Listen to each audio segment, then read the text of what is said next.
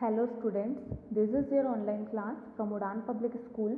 और आज हम पढ़ेंगे क्लास 4th के इंग्लिश सब्जेक्ट से chapter number 3, how the camel got his hump. एक स्टोरी है, how the camel got his hump, मतलब कैमल को, ऊँट को उसका जो हम्प है वह कैसे मिला। यह एक स्टोरी है, इसे हम पहले रीड करेंगे और फिर इसमें क्या लिखा है उसे हम समझेंगे। देन हम रीडिंग स्टार्ट करते हैं। In ancient time when the world was new and animals were just beginning to work for man, there was a camel. Ancient time मतलब सबसे पहले या पुराने समय में, जब दुनिया नई नई बनी ही थी और एनिमल्स ने लोगों के लिए काम करना स्टार्ट किया था, उस टाइम पे तब की यह बात है। देयर वॉज अ कैमल, एक कैमल था, एक ऊँट था। He lived in a huge desert because he did not want to work. और वह कहाँ रहता था, ऊँट कहाँ रहता था? डेजर्ट मतलब रेगिस्तान में रहता था, क्योंकि वह कोई भी काम करना नहीं चाहता था। ऊँट को कोई भी काम नहीं करना था, वह किसी भी प्रकार का काम करना पसंद नहीं करता था, इसलिए वह कहाँ रहता था? अकेले रेगिस्तान में रहता था। ही एट स्टिक्स एंड थॉर्न्स, और वह क्या खाता था? लकड़ियाँ खाता था। स्टिक्स मतलब लकड़ियाँ और थॉर्न मतलब कांटों को खाता था। And when anybody spoke to him he said hump, just hump and no more. और जब भी कोई उसे कुछ कहता था तो वह क्या रिप्लाई करता था? ओनली वह बोलता था हम्प। हम्प के सिवा वह कुछ भी दूसरा वर्ड नहीं बोलता था। One day a horse came to the camel with a saddle off his back and said, Camel, O camel, come out and trot like me, like the rest of us. एक दिन एक horse मतलब घोड़ा उस camel के पास या ऊँट के पास आकर कहता है कि कैमल, चलिए चलो तुम भी हमारे जैसे काम करो, जैसे हम वर्क कर रहे हैं वैसे तुम भी चल के काम करो। Hump, said the camel, and the horse went away and told the man. Camel क्या बोलता है? ओनली हॉर्स को हम्प बोलता है, और उसके बाद में वह घोड़ा कैमल के पास से चला जाता है और यह सारी बात किसे बताता है? मैन को बताता है, उस मैन को जिसके लिए वह सारा काम कर रहा है। ठीक है, उसके बाद क्या होता है? Then a dog came to him, he had a stick in his mouth. He said, Camel, O camel, come and carry the stick for man like the rest of us. घोड़े के बाद एक डॉग या एक कुत्ता उस camel के पास आता है। उसके मुंह में क्या रहती है? एक स्टिक रहती है, एक लकड़ी रहती है, और वह आकर कैमल से कहता है कि चलो कैमल, तुम रेस्ट मत करो और हमारे जैसे, जैसे हम सभी मैन के लिए काम कर रहे हैं, लकड़ियाँ इकट्ठी कर रहे हैं, वैसे तुम भी चल के हमारे साथ काम करो। Hump said the camel and the dog went away and told the man. Camel उस कुत्ते को भी क्या कहता है? सिर्फ हम्प बोलता है, और फिर वह डॉग जाता है उस मैन के पास और उस मैन को भी क्या करता है? वह पूरी स्टोरी बताता है। Soon after the dog, an ox came with a yoke on his neck and said, Camel, O camel, come and plug for men like the rest of us. कुत्ते के बाद में एक ओक्स मतलब एक बैल उस कैमल के पास या उस ऊँट के पास आती है और कहती है कि कैमल, चलो हमारे साथ चलकर मैन के लिए, जैसे हम सभी काम कर रहे हैं वैसे तुम भी चलकर काम करो। Hump, said the camel, and the ox went away and told the man. Camel उस ओक्स को या बैल को भी क्या कहता है? सिर्फ हम्प कहता है, और फिर वह ओक्स भी या वह बैल भी उस मैन के पास जाकर उसे सारी स्टोरी बता देती है। At the end of the day, man called the horse and the dog and the ox together and said, There, O three, the hump thing in the desert don't work, so I am going to leave him alone and you must work double time to make up for it. उसके बाद evening में या शाम को जो man रहता है, वह मैन हॉर्स को, डॉग को और ऑक्स को, घोड़े को, कुत्ते को और बैल को, तीनों को बुलाकर कहता है कि यहाँ रेगिस्तान में यह हम्प नाम की जो चीज़ है, यह जो कैमल है, वह कोई काम नहीं करता है, इसलिए हमें उसे अकेले छोड़ देना चाहिए और अब तुम तीनों को क्या करना पड़ेगा, अब तुम तीनों को डबल काम करना पड़ेगा, मतलब उसके कैमल के हिस्से का भी काम क्या करना पड़ेगा, तुम्हें करना पड़ेगा। That made the three very angry and they had a meeting in the corner of the desert to solve the problem.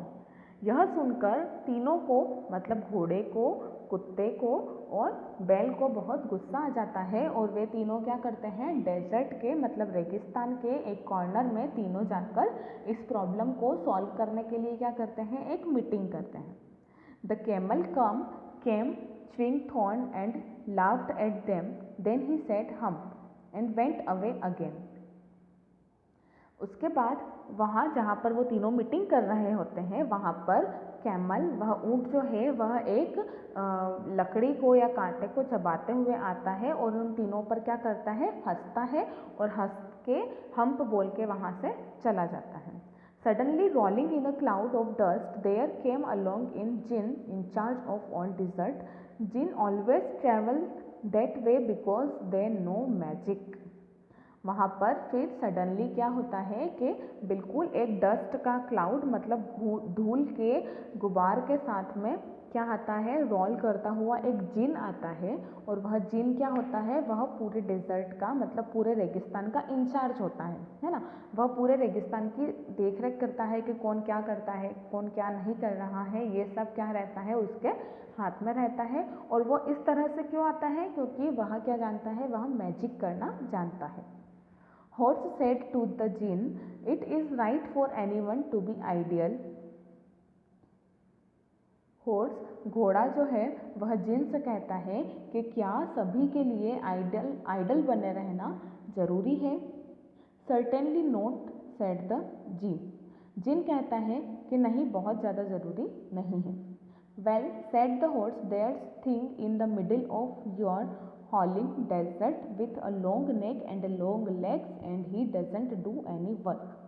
घोड़ा जिन को बताता है कि तुम्हारे रेगिस्तान में एक ऐसा जीव है जिसकी बहुत लंबी गर्दन है, बहुत लंबे लंबे उसके पैर हैं और वह कुछ भी काम नहीं करता है। When said the jinn whistling, that's my camel, what does he say? उसके बाद जिन कहता है कि यह मेरा ऊँट है, मेरा ऊँट है, वह तुम्हें क्या कहता है। तो फिर घोड़ा या हॉर्स जो है वह कहता है कि वह क्या कहता है, हम। He says hump, said the dog. कुत्ता बोलता है कि वह ऑलवेज क्या बोलता है, सिर्फ हम्प बोलता है। उसे कुछ भी जाकर हम बोलेंगे तो वह क्या कहेगा, सिर्फ hump. Does he say anything else, ask the jinn. फिर जिन पूछता है कि क्या वह और कुछ कहता है। Only hump, said the ox. Then बैल कहता है कि नहीं, वह सिर्फ हम्प बोलता है। वेरी गुड, सेड द जिन। जिन कहता है कि very good, I will give him a hump, wait a minute. जिन कहता है कि मैं उसे एक हम्प देता हूँ, रुको, थोड़ी देर के लिए रुको। The djinn rolled himself up in his dust cloak and then blew across that desert. He found the camel looking at his own reflection in the pool of water. उसके बाद जिन वैसे ही रोल करता हुआ जाता है और वह देखता है कि कैमल क्या कर रहा है, वह अपने आप को पानी में देख रहा है। My friend, said the Jin. Djinn उससे कहता है, माई फ्रेंड, मेरे दोस्त। What's this I hear of your doing no work. मैं क्या सुन रहा हूँ कि तुम कोई भी वर्क नहीं करते हो। जिन किसे कहता है, कैमल से कहता है कि तुम कोई भी वर्क नहीं करते हो। Humph, said the camel. तो कैमल जिन को भी क्या कहता है, humph. The djinn sat down with his chin in his hand and began to think of a great magic while the camel looked at his own reflection in the water of pool and said, hum. I wouldn't say that again if I were you, said the jinn. You have said it too often. जब camel djinn को again hump बोलता है तो जिन सोचते हुए बैठ जाता है और सोचते सोचते उसके माइंड में एक मैजिक आता है ना। और वह सोचता है जब कैमल पूल में या पानी में अपने आप को देखकर हम्प बोलता है, तो उस समय जीन कैमल से कहता है कि अगर मैं तुम्हारे प्लेस पर होता तो अगेन हम्प कभी नहीं बोलता।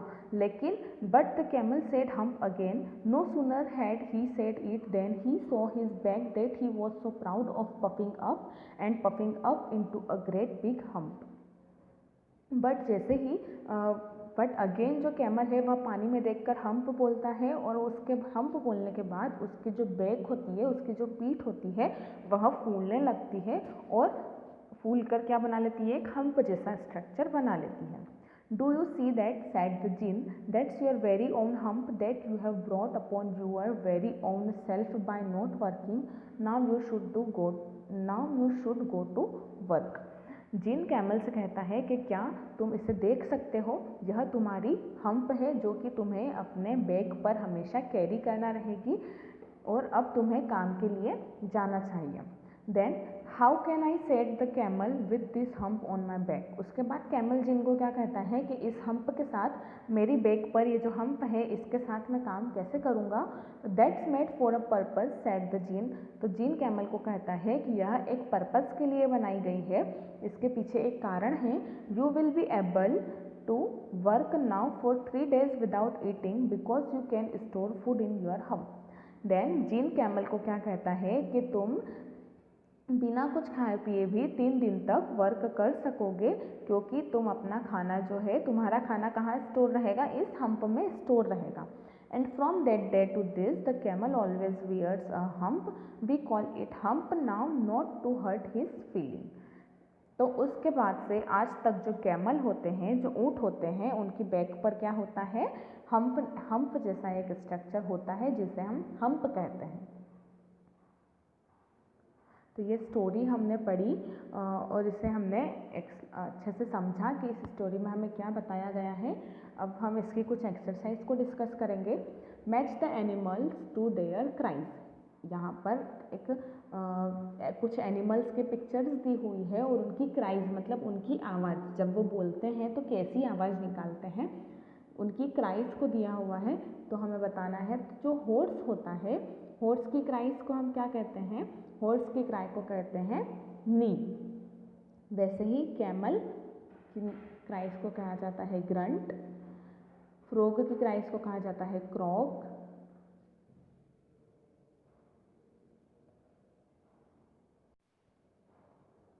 डोंकी की क्राई को कहा जाता है ब्रे, बुल की क्राइज को क्या कहा जाता है, बेलो, हैन की जो क्राई है उसे कहा जाता है कैकल, एंड गोट की क्राई को क्या कहा जाता है, ब्लीट। राइट एंटोनिम्स क्या है, एंटोनिम्स राइट करना है। यहाँ पर कुछ जो वर्ड्स दिए हुए हैं उन्हें हमें उनके एंटोनिम्स मतलब क्या होता है, अपोजिट वर्ड, तो हमें उनके अपोजिट लिखना है। तो हैप्पी का एंटोनिम क्या होता है, अनहैप्पी। बिजी का एंटोनिम, बिजी मतलब बहुत ज़्यादा बिजी होना, तो उसका एंटोनिम क्या हो जाएगा, फ्री। फ्रेंड का enemy, short long, humble bold, and always का क्या हो जाएगा, नेवर। Thank you.